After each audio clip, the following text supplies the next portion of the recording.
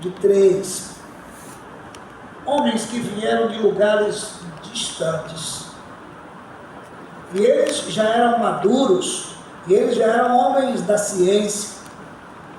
De suas longínquas terras, eles entenderam que uma criança nasceria entre os homens.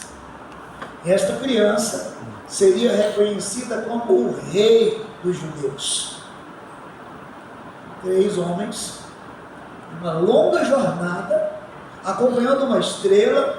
No capítulo 2 de Mateus, entram numa casa e diz o texto, eles se prostram e eles adoram uma criança. E eles entregam 3 presentes: ouro, incenso e mirra. Diferente dos nazarenos, aqueles homens que nem eram de Nazaré reconheceram em uma criança, em um bebê, uma resposta de Deus para as gerações. E eles se prostraram, e eles presentearam, e eles adoraram aquela criança como uma resposta de Deus para o mundo. Os nazarenos viram Jesus crescer, viram sua infância, viram sua juventude, e agora, ao verem e ouvirem Jesus ensinando na sinagoga, eles têm para com ele uma atitude de irreverência. Eles não o reconhecem, eles não enxergam nele sua grandeza e sua divindade. Eles ficam chocados. Quero desafiar você nesta noite, nessa nova semana, a pensar em como você tem vivido essa atitude de reverência em relação à pessoa de Jesus. A segunda atitude que os nazarenos deveriam ter, eles deveriam estar rendidos a Cristo em adoração. Não é o que nós encontramos, diz o texto, eles se escandalizaram. Eles ficaram escandalizados, como quem diz assim: ele não é um dos nossos. É um morador da nossa cidade, mas ele não é um dos nossos. Eles não reconheceram na pessoa de Jesus sua posição como mestre, como Senhor e como Filho de Deus. Eles não só não o reverenciaram, mas eles não adoraram a Jesus como Filho de Deus. Jesus foi adorado muitas vezes no seu ministério.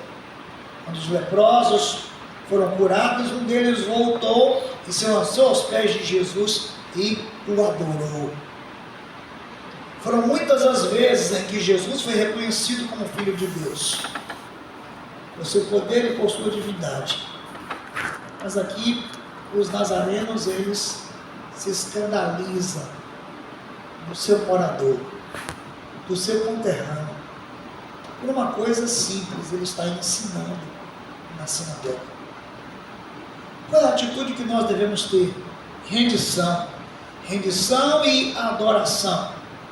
Quem é o personagem nas Escrituras que nos lembra muito esse lugar? No capítulo 9 do Evangelho de João, a Bíblia conta que um homem cego encontrou Jesus.